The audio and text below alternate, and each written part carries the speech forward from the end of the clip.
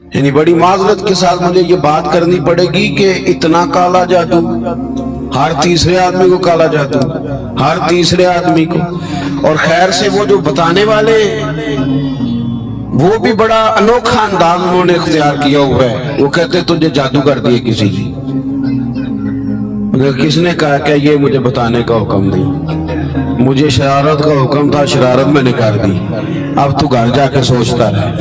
اسی طرح ڈھیروں قسم کے ملنگ ہمارے کھاتے پڑ گئے، ٹال پہنے ہوئے، اور وہ آ گئے. وہ لوگوں کو قسمت کا حال بتاتے ہیں. آپ کا تو مجھے نہیں پتا، میں نے اپنے دیہاتوں میں دیکھا ہے کہ وہ سونا بھی ڈبل کرتے تھے. بعد میں پتہ چلتا تھا اب سنگل بھی غائب ہو جاتا تھا. ہنسے نہیں جی، اونچا نہیں ہنسنا چاہیے کبھی بھی. یہ محفل ہے ہماری، سنجیدہ ماحول ہے. میری بات پہ آپ توجہ کریں گے عزیز کہ آپ اوہام پرستی کا شکار نہ ہو، ورنہ آپ اور نبی پاک صلی اللہ علیہ وسلم نا جگہ جگہ حضور ہمیں ذوق دیتے، سمجھاتے کہ تم نے اپنی توجہ اللہ رسول کی جانب رکھنی ہے، تم نے الجھنا نہیں، ورنہ آپ کیسے میدان میں نکلیں گے.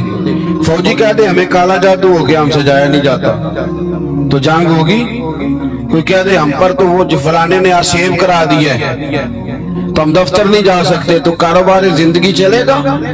کن چکروں میں پڑ گئے. جادو ہوتا ہے، اس کی حقیقت سے انکار نہیں، لیکن اتنا کچا ماحول، اتنی کمزور بات یہ اہل ایمان کا شیوا نہیں ہے. آپ مضبوط رہیں. عارف رومی رحمت اللہ علیہ فرماتے ہیں میں کبھی بھی زندگی میں کوئی بات اس لیے نہیں کی کہ مجمع ہنسے، اور ہنسنا ویسے بھی شریعت میں مسکرانا ہے، کہہ کا لگا کے تو روٹین میں بھی ہنسنے سے پرہیز کرنی چاہیے.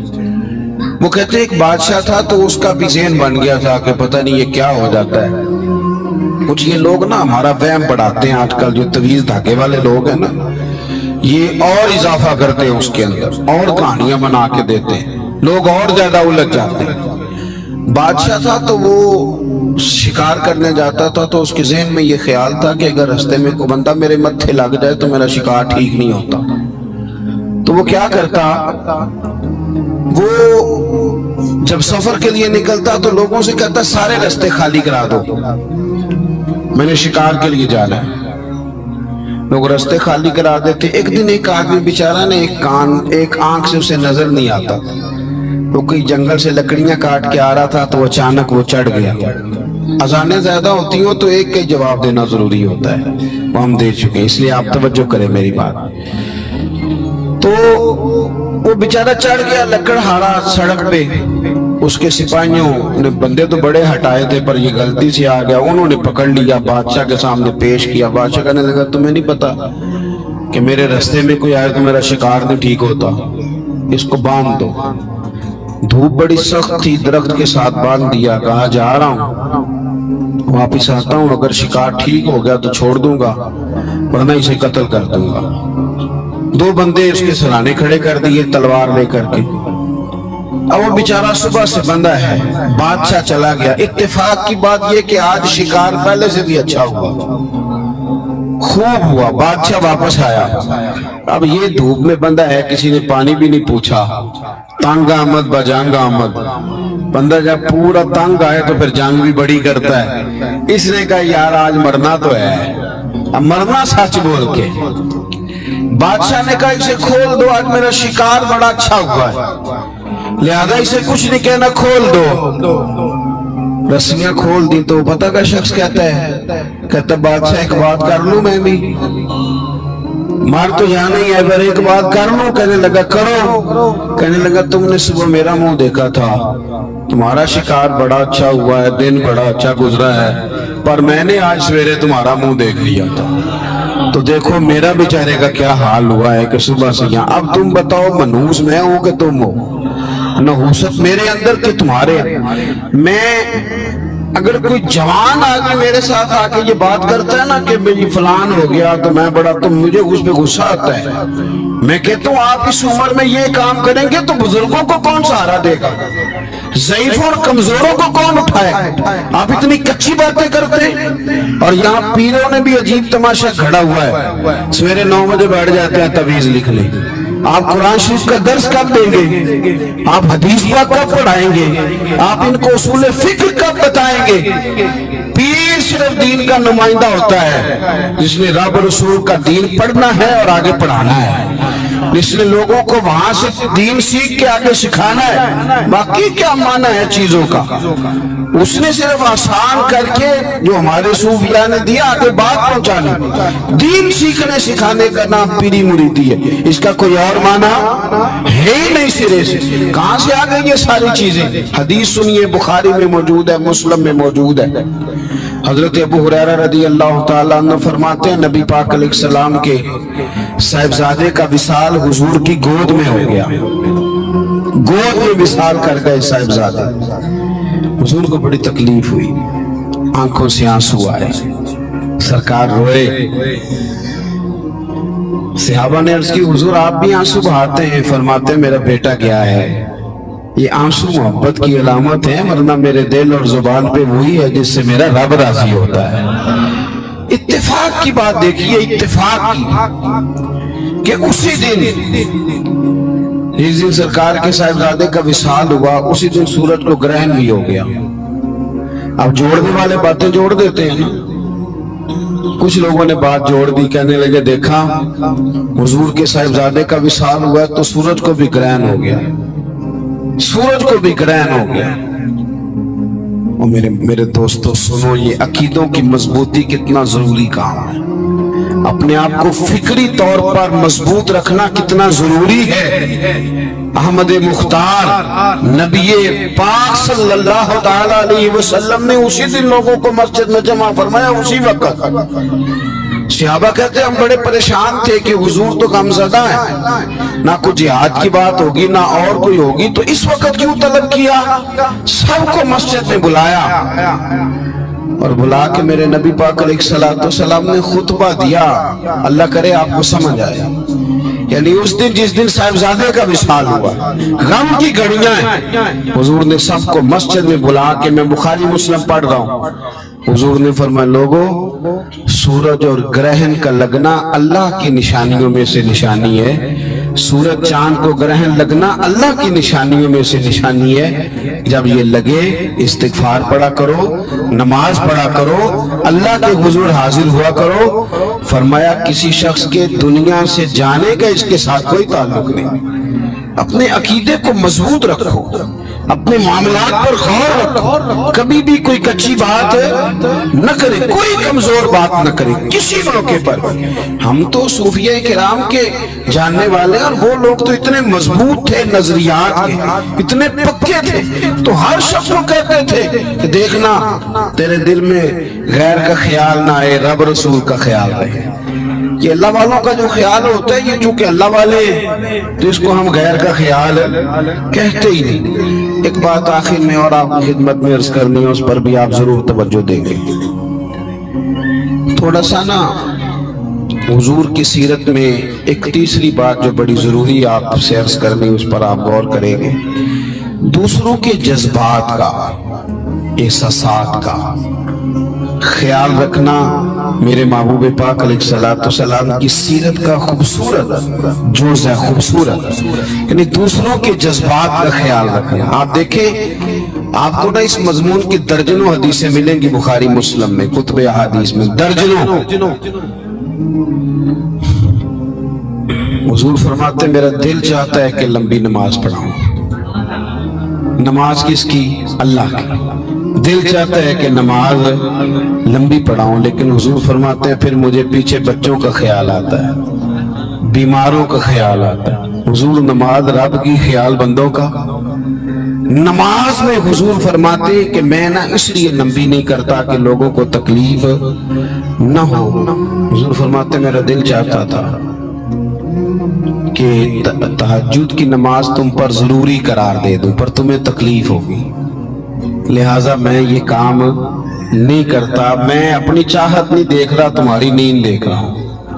حضور فرماتے ہیں دل کرتا تھا مسواک کو وضو کے ساتھ ضروری قرار دے دوں، پر تمہیں تکلیف ہوگی، لہٰذا میں یہ کام، آپ میری بات سمجھ رہے ہیں بھائی؟ اتنا احساس۔ مسلم شریف میں حدیث ہے،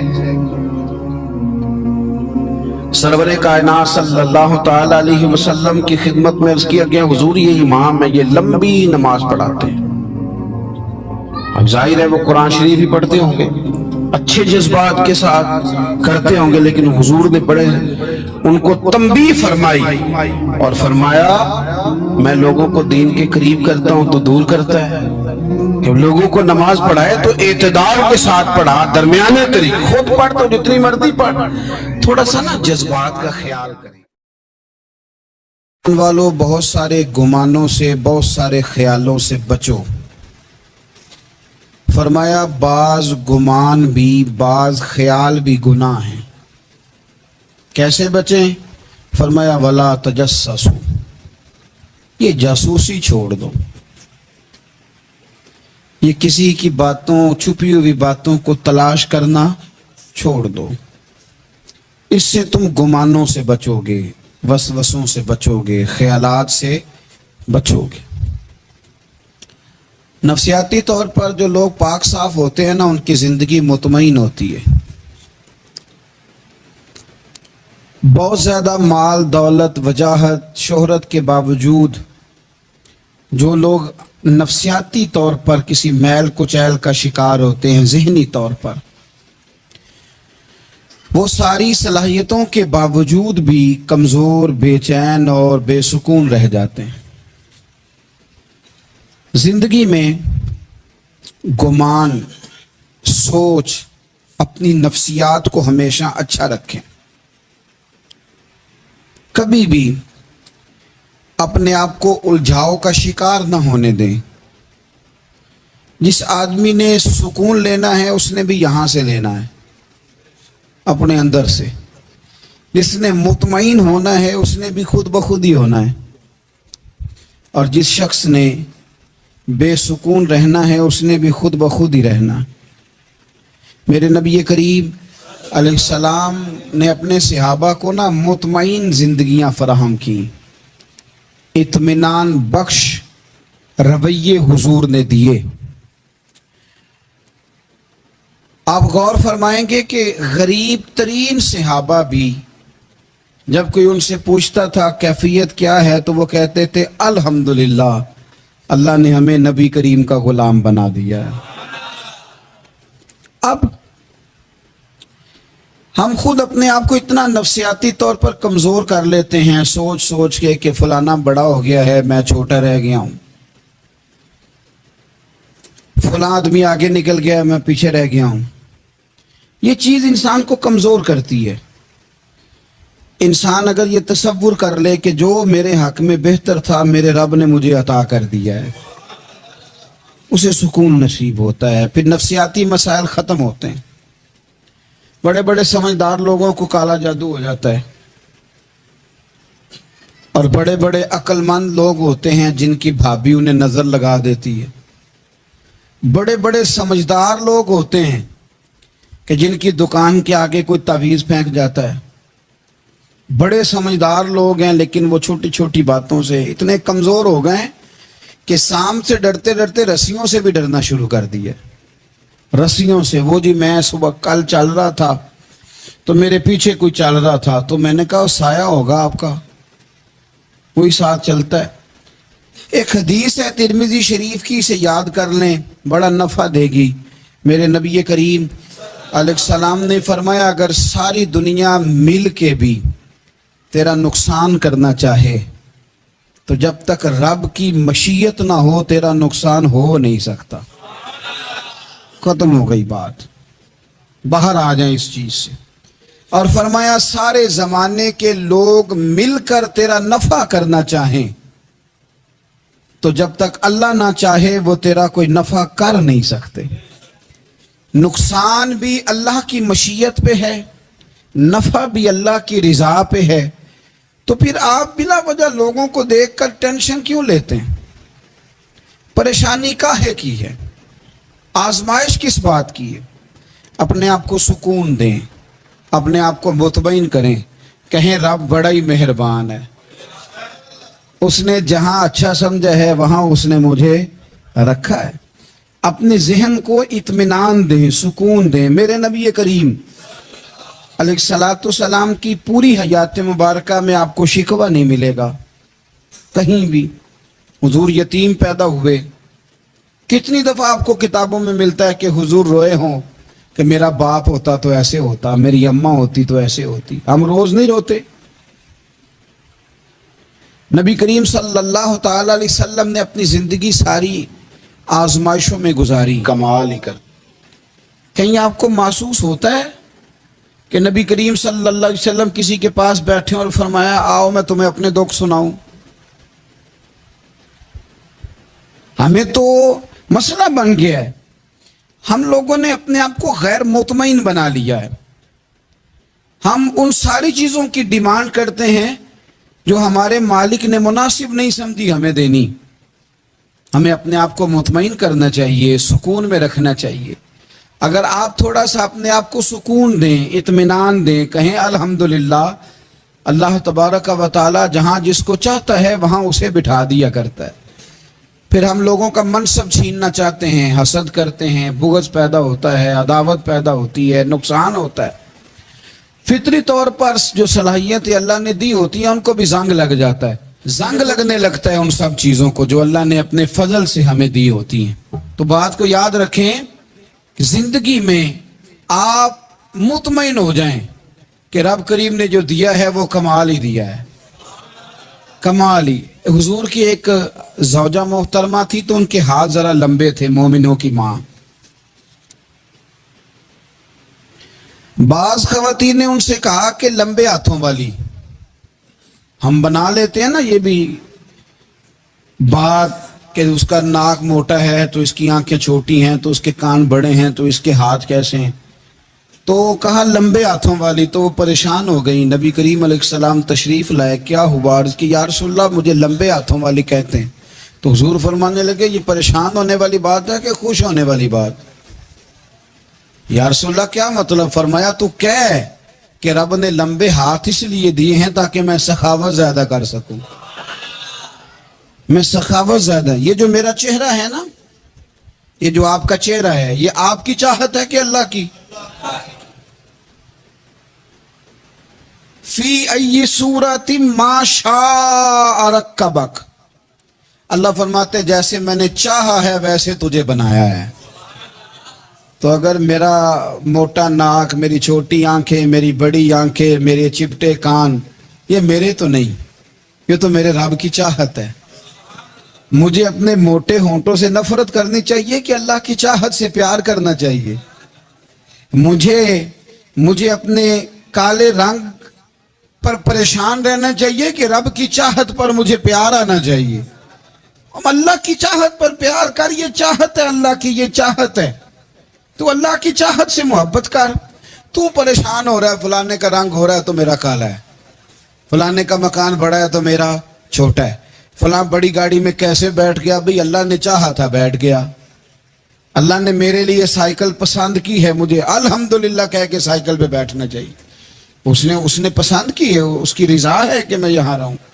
तो एक बात तो ये हमेशा याद रखें कि आप अपने आप को मुतमईन करें, जिंदगी में सुकून दें। नफ्सियाती तौर पर हम बड़े डिस्टर्ब इसलिए हैं कि हम बेसुकून रहते हैं जानबूझ के, वजह ही कोई नहीं। देखिए ना, जब तक जिंदगी है अल्लाह ने जिंदा रखना है, और जब वक्त आ जाना है तो फिर कोई हमें बचा सकता। तो टेंशन किस बात की, डिप्रेशन किस बात का? एक बात। दूसरी बात ये कि दूसरों की नफ्सियात का भी थोड़ा थोड़ा ख्याल करें। हम पता क्या चाहते हैं, सारे मेरे मुताबिक चलें, फिर नफ्सियाती मसाइल पैदा होते हैं। मेरे साथ अगर 100 बंदा प्यार करता है तो उनके मुतालबे अलग अलग हैं। कोई कहता है जनाब को प्यार ही करना चाहिए, हर एक से मुस्कुरा के मिलना चाहिए। कोई कहता है हजरत साहब इतना भी प्यार करें तो लोग निगल जाते हैं, थोड़ी डंडी पट्टी भी होनी चाहिए। दोनों किस्म के लोग हैं ना जी। एक वो शख्स है जो कहता है इतना बड़ा मजमा है तो 2 सिक्योरिटी गार्ड भी होने चाहिए। तीसरा कहता है जी ये अजीब अजीब लगता है, एक गार्ड रखे हों किसी बंदे ने, किसी बड़े आदमी। तो ये हर बंदे का मुतालबा। अब आपने क्या करना है? आपने लोगों के मिजाज की रियायत करनी है। जहां तक आप प्यार कर सके आपने करना है, जहां तक मोहब्बत कर सके आपने मोहब्बत। नबी पाक ना बच्चों के मिजाज का ख्याल करते, छोटे बच्चों। हुजूर पास से गुजरते तो फरमाते अस्सलामु अलैकुम। ایک بچے نے نا حضور کے کپڑوں پر پیشاب کر دیا تھا، اس کی ماں پریشان ہو گئی، بخاری ہے، یا رسول اللہ وہ بچہ تھا پتہ نہیں چلا، تو نبی پاک فرمانے لگے کیا ہو گیا، وہ بچہ ہے، اللہ نے پانی پیدا کیا نا، ابھی اس پہ پانی بہائیں گے سب ٹھیک ہو جائے گا، وہ بچہ ہے۔ لیکن حاجی صاحب گھر میں بگڑ جاتے ہیں، پوتا اگر پیشاب کر دے کہتے ہیں میں نماز پڑھنی ہوتی، وہ بگڑ جاتے ہیں، پیر صاحب بگڑ جاتے ہیں اس بات پہ، علامہ صاحب بگڑ جاتے ہیں، سیٹھ صاحب کہتے ہیں پتہ ہی نہیں بچے نے پیشاب کر دیا ہے۔ حضور نے فرمایا کہ بچہ بچہ ہوتا ہے، وہ چھوٹا ہے، اس کا ایک مزاج ہے، اس کا ایک مطالبہ ہے۔ اب آپ یہ کہیں کہ وہ بڑا مجھے پاک صاف سمجھتا ہے تو اس رویے سے میرے ساتھ وہ ملاقات کرے، آپ اس کے مزاج کی رعایت کریں گے۔ نبی کریم کے غلام کے بیٹے ہیں حضرت اسامہ بن زید، نواسوں کی بات نہیں سنا رہا، زید بن حارثہ حضور کے غلام تھے، ان کے بیٹے ہیں، چھوٹی عمر تھی، ناک بہ رہا تھا۔ ویسے دادا جی ناک صاف کر دیتے ہیں پوتے کا، ہو سکتا ہے وہ ڈانٹ دیں کہ چل دوڑ جا کتنا گندا، اماں سے کہتے ہیں ناک صاف کرے، چل نالائق، نانا بھی کہتے ہیں بھاگ جا، کیونکہ وہ حاجی صاحب نے وضو کرنا ہے، نماز پڑھنی ہے، تو ان کے قریب یہ چیز آگے تو بڑا مسئلہ بن جائے گا۔ نبی کریم صلی اللہ علیہ وسلم نے کہا عائشہ اسامہ کی ناک بہ رہی ہے صاف کر دو۔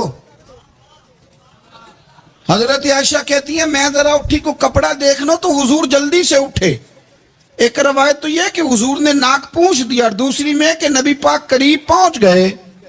جناب عائشہ کہتے ہیں میں نے ہاتھ پکڑ لیا، میں نے کہا حضور کپڑا لینے گئی تھی آ گئی، کہتے میں نے اپنے ہاتھوں سے ان کی ناک صاف کر دی، ریٹ صاف کر دیا۔ اللہ کے رسول گویا میری طرف دیکھ کے مسکرائے، حضور راضی ہوئے۔ بچے تو بچے ہوتے ہیں، بچے تو بچے ہوتے ہیں۔ اب آپ کو بچہ حاجی صاحب مانے، پہلے نمازی صاحب مانے، آپ کو پہلے بچہ جو ہے وہ بڑا سیاںہ مانے، سمجھدار مانے، عقل مند مانے، پیر صاحب مانے۔ چھوٹا بچہ تو وہ نہیں مان سکتا، آپ اس کی نفسیات کے مطابق اس کے ساتھ چلیں۔ آپ رویہ وہ رکھیں کہ وہ بچہ ہے، وہ چھوٹا ہے، حضور بچوں کے پاس سے گزرتے تھے تو انہیں سلام کہتے تھے، آپ بھی کہتے ہیں، آج سے کہیں گے۔ حضور گزرتے چھوٹے کہتے السلام علیکم، اور نبی پاک صلی اللہ علیہ وسلم کبھی کبھی نا بچے کھیل رہے ہوتے تو حضور بیٹھ جاتے، فرماتے یار میرے سینے سے تو لگو۔ حضور زمین پہ بیٹھ جاتے، بچہ یوں ہاتھ پہ، بچہ دوڑا آتا، حضور کے سینے سے جب لگتا تو نبی پاک گر جاتے اور فرماتے اوئے ہوئے تم نے تو مجھے گرا ہی دیا ہے۔ یہ بچوں کے ساتھ آپ جو رویہ رکھیں گے وہ میٹھا ہوگا۔ اب آپ کہیں گے چونکہ اب میں ایک عہدے پہ ہوں، میں ایک منصب پہ ہوں، تو یہ آپ کی نفسیاتی کمزوری ہے۔ پھر کیا ہوتا ہے، بچوں کو ڈانٹ کے رکھا جاتا ہے، بے جا ڈانٹ ڈپٹ، بے جا سختی، اور بے جا ان کے ساتھ رویے، اور ان کے ساتھ بڑی عجیب و غریب قسم کی جو ہے وہ ہماری جو ہے وہ گھٹن، گیپ آ جاتا ہے بچوں کے درمیان۔ بچے، میں کہا کرتا ہوں، پھر بچے ہمیں دکھ نہیں سناتے، وہ پھر غلط آدمی کو دوست بناتے ہیں، پھر اس غلط آدمی کو اپنی بات بتاتے ہیں، غلط آدمی رازدار بن جاتا ہے۔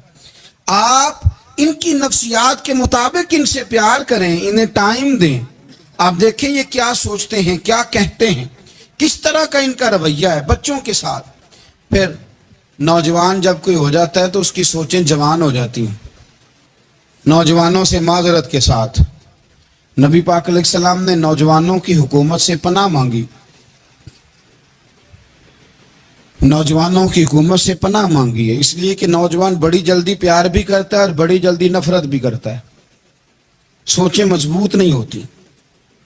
نوجوان آدمی، جوان آدمی، بکھری ہوئی سوچیں ہوتی۔ میرے رسول کریم صلی اللہ علیہ وسلم نوجوانوں سے ان کے مزاج کے مطابق ڈیل کرتے تھے، ان کی طبیعت کے مطابق ان کی ذہن سازی کرتے تھے۔ ہم نہ جوانوں کو وقت نہیں دیتے، ہم مطالبہ کرتے ہیں نوجوان سے کہ وہ ہے نوجوان، باتیں بوڑھوں والی کرے۔ اگر جوانی میں بوڑھوں والی باتیں کرے تو پھر تو شیخ سعدی کہتے ہیں سارے بوڑھے چھوڑ کے اس نوجوان کے پاس بیٹھو، اس کے پاس فیض زیادہ ہے۔ اگر ایسا ہو جائے، کیونکہ در جوانی توبہ کردن شیوہ پیغمبری، یہ تو اچھی بات ہے، لیکن میرے عزیز اگر ایسا نہ ہو ایسا ممکن نہ ہو تو پھر نوجوان کو آپ اس کی طبیعت کے مطابق ڈیل کریں. آپ اس کی سوچ دیکھیں, اس کا رویہ دیکھیں, اس سے پیار کریں. تو سرکار کی اس حدیث نے بتلایا کہ نیکیاں کرو پر حسد نہ کرو ورنہ یہ کھا جائے گا. حسد کرتے ہیں لوگ, حسد نہ کریں زندگی میں, یہ آپ کے دل کو جلائے گا, یہ آپ کو تکلیف دے گا. اور اعلیٰ حضرت بریلوی رحمۃ اللہ علیہ کا تو ایک جملہ اس عنوان پر بڑے شاندار ہے. میرے اعلیٰ حضرت فرماتے ہیں حسد کرنے والا بندے پر اعتراض نہیں کرتا, وہ تو رب کی تقسیم پر اعتراض کرتا ہے, اللہ کی تقسیم پر اعتراض کرتا ہے کہ اسے کو دیا مجھے دینا چاہیے. حسد نہ کریں, رشک کریں, رشک کریں زندگی میں. آپ اللہ کے حضور دعا کریں, یا اللہ کیا شان ہے تیری, اس کو دیا ہے, میں بھی تو تیرا بندہ ہوں, مجھے بھی عطا فرما. رشک کریں, اور رشک کا سبق دیا نبی پاک علیہ السلام. بخاری مسلم نے فرمایا دو لوگوں پر رشک کرو. رشک یا رسول اللہ کس پر؟ فرمایا ایک جسے اللہ مال دے, وہ صبح بھی اللہ کے راستے میں خیرات کرے, شام بھی اللہ کے راستے میں خیرات کرے. اور دوسرا وہ شخص جسے اللہ علم دے, قرآن کا علم دے, اور وہ صبح بھی لوگوں کو قرآن کا درس دے اور شام بھی لوگوں کو قرآن کا پیغام سنائے. رشک کریں, اپنی زندگی میں رشک کریں کہ یا اللہ تیرا کرم ہے نا وہاں دیا ہے. دیکھیں نا حضرت عمر فاروق رضی اللہ تعالیٰ عنہ فرماتے ہیں کہ میں نے ساری زندگی کوشش کی کہ نیکیوں میں ابو بکر سے بڑھ جاؤں, پر مجھے رشک ہے کہ ان کا ہمیشہ پہلے ہی نمبر رہا. ان کا نمبر ہمیشہ رشک کرتے تھے, ہمیشہ رشک فرماتے, اور اس رشک کے ساتھ ذکر کرتے تھے. کسی نے آپ سے پوچھا, عارف رومی علیہ رحمہ اس کو لکھتے ہیں, کسی نے پوچھا حضرت عمر سے کہ آپ کہتے ہیں کہ میں آدھا مال, ویسے آدھا مال بھی لے کے آنا بڑا مشکل کام ہے, یہ 2.5% زکوٰۃ دینی پڑتی ہے نا رمضان میں, تو 15 مفتیوں سے لوگ فتویٰ پوچھتے ہیں. یہ بھی کہتے ہیں کہ تھوڑے سے میں نے پیسے بھی دینے ہیں, فلانا بھی مسئلہ ہے. 15 لوگوں سے مسئلہ, آپ ناراض نہ ہونا, میری چھوٹی سی رائے یہ ہے کہ زیادہ مسئلے پوچھتے اس لیے کہ کوئی گنجائش نکل آئے, ورنہ بات تو ایک ہی ہوتی ہے جو سب بزرگوں نے بتانی ہوتی ہے. پوچھتے رہتے ہیں تفصیلات میں. 50% دینا خاصا مشکل کام ہے, کہ حضرت عمر کہتے ہیں میں لایا تھا 50%. توجہ ہے میری بات پر؟ حضرت ابی بن کعب نے کہا تھا حضور میں نے سارے پیسے اللہ کے راستے میں خیرات کرنے, تو سرکار نے فرمایا نہیں, چوتھا حصہ دو. حضرت ابو لبابہ نے بھی عرض کیا تھا حضور سارے دینے ہیں, فرمایا نہیں, چوتھا حصہ دو. ہاں ایک ابو بکر صدیق ہے جو سارے لے کے آئے, تو میرے رسول نے سارے ہی قبول فرمائے. تو حضرت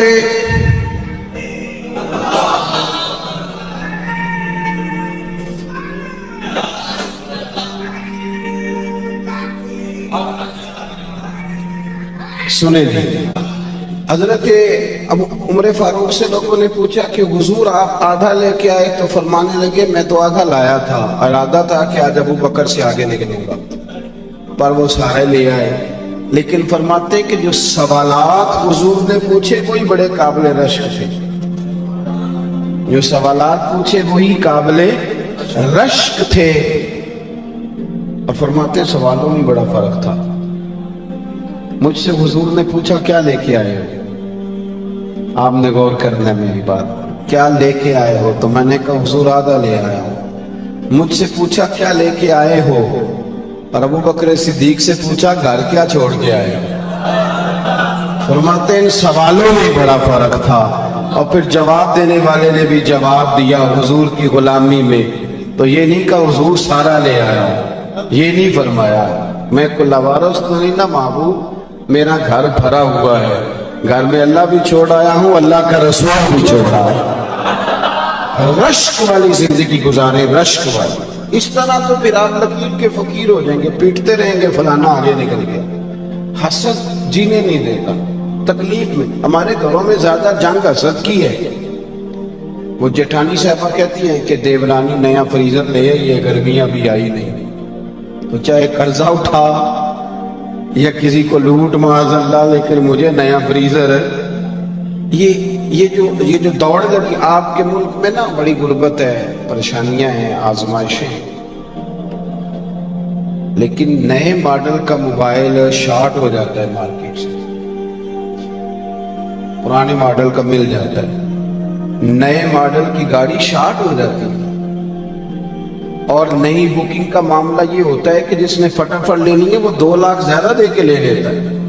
یہ معاملہ کیا؟ یہ دوڑ لگی ہوئی، کسی طریقے آگے نکل گئی، اور بڑے لوگوں کی دوڑ بھی بڑی بڑی لگ گئی۔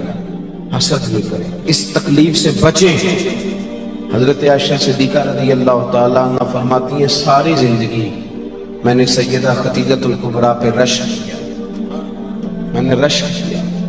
آپ فرماتی ہیں کنز النمال میں روایت موجود ہے، فرماتی ہیں ایک بوڑھی عورت دوپہر کو آ گئی تھی، وہ سرکار کے آرام کا وقت تھا تو صحابہ نہیں آیا کرتے، لیکن وہ بوڑھی آ گئی، اور جب وہ بوڑھی نے دروازے پہ دستک دی، پوچھا گیا کون ہے، اور جب وہ بولی تو حضور جلدی سے اٹھے چارپائی سے، سرکار نے اسے بٹھایا، کھانا کھلایا، اور کہتے ہیں وہ باتیں کرتی تو حضور گہری سوچ میں چلے جاتے، کبھی مسکراتے کبھی رو بھی دیتے۔ بڑے لوگوں کو حضور وقت دیتے تھے، پر اسے انفرادی وقت دیا، اور جب وہ جانے لگی تو حضور نے تحفے بھی دیے۔ وہ خاتون چلی گئی تو میں نے عرض کی حضور یہ کون تھی؟ بڑے لوگ آتے ہیں پر آپ نے کوئی بڑا ہی اعزاز دیا یا رسول اللہ، اور بڑا میں نے انفرادی رنگ دیکھا ہے۔ کہتے ہیں سرکار خاموش ہو گئے، پھر حضور کی آنکھوں میں آنسو چمکے، اور سرکار فرمانے لگے عائشہ یہ میری پہلی زوجہ سیدہ خدیجہ الکبریٰ کی سہیلی تھی۔ یہ جو خدیجہ جب ہم مکے میں رہتے تھے تو یہ آیا کرتی تھی، خدیجہ اسے کھانا کھلاتی تھی، اس کی باتیں سنتی تھی، اسے وقت دیتی تھی، اسے تحفے دیتی تھی۔ آج جب یہ دوبارہ آئی ہیں تو وہ ساری یادیں تازہ ہو گئی۔ جناب عائشہ صدیقہ رشک سے بیان کرتی، تھوڑا تھوڑا نکلیں اس دور سے۔ آپ یقین کریں کہ بہت بڑے آدمی سے کبھی بڑا چھوٹا جملہ سننے کو مل جاتا ہے، اور پس منظر دیکھتے ہیں تو کمزور بات نکل آتی ہے۔ ایسا نہ کریں۔ اس حسد کا نقصان یہ ہوا ہے کہ معاشرے کے اندر ہمارے بچے سمجھنے لگے ہیں کہ شاید ہم چوروں کے بیچ رہتے ہیں، ڈاکوؤں کے بیچ رہتے ہیں، کوئی شخص یہاں ٹھیک نہیں۔ آپ کسی کا نام لے دیں کسی بچے کے سامنے، سیاستدان کا، لیڈر کا، فوراً اس کو تربیت دی جاتی ہے چور ہیں سارے چور، مجھے جی فلاں پیر صاحب بڑے اچھا، وہ دکاندار ہیں سارے، فلاں علامہ صاحب نے کل بڑی عمدہ بات، چھوڑ تو مولویوں نے روٹی روزی کا نظام بنایا۔ ہم نے بچوں کا یہ مزاج بنا دیا۔ وہ ہلکا سا جو حسد تھا اس کو اتنا بڑھا کے بیان کیا کہ کوئی شخص اچھا رہا ہی نہیں۔ میں ملک سے باہر تھا تو ایک صاحب مجھے کہنے لگے پاکستان کا بڑا برا حال ہے، دینی حلقوں کا، غیر دینی حلقوں کا۔ میں نے کہا یہاں بیٹھے ہیں آپ کو کیا پتا ہو؟ کہنے لگے جی کیا کر رہے ہیں مدارس؟ میں نے کہا سنو، رمضان المبارک میں مسجدیں تھوڑی ہوتی ہیں، حافظ زیادہ ہوتے ہیں، حافظوں کو جگہ نہیں ملتی، مدارس کوئی کام نہیں کر رہے۔ طریقت میں ٹھیک ہے بڑی پریشانیاں آئی ہیں، لیکن اللہ کے فضل سے اب بھی ڈھیروں مرید ایسے ہوتے ہیں جن کے داڑھی سنت کے مطابق ہوتی، جن کی پیشانیاں سجدوں کی لذت سے آشنا ہوتی ہیں، تو وہ شیخ ایسا ہے جو لوگوں کو ذکر و درود کی عادت ڈال رہا ہے کہ یہ رنگ چڑھا ہوا ہے۔ اور جہاں تک عوام کی بات ہے تو یہ زلزلہ آیا، سیلاب آیا، تو ہم نے دیکھا 30 سال ہو گئے جس بوڑھی کی شادی کو، اس نے جہیز کی رضائی نہیں نکالی تھی، اور اس نے بھی نکال کے دے دی، کہنے لگی اب وقت آیا ہے، میں زلزلہ والوں کو دینا چاہتی ہوں۔ میرے بھائی جس بچی نے خود مشین پر بیٹھ کر جہیز بنایا تھا، اس نے بھی اپنی ابا سے کہا کہ میں 3 کپڑوں میں چلی جاؤں گی لیکن یہ زلزلہ زدگان کو دے دو۔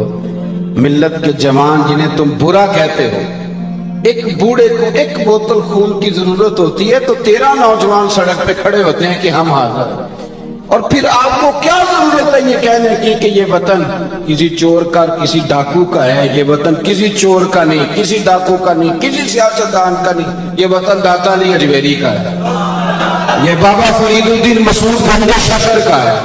کیوں آپ کچی پکی باتیں کرتے ہیں؟ آپ اپنی زبان پر تعریف لائیں تو صحیح، آپ بات کریں تو صحیح، مزاج نہیں۔ میں چلا گیا، یہ صحابے کے پاس قبر ہے شہاب الدین غوری کی، پتہ ہے آپ کو؟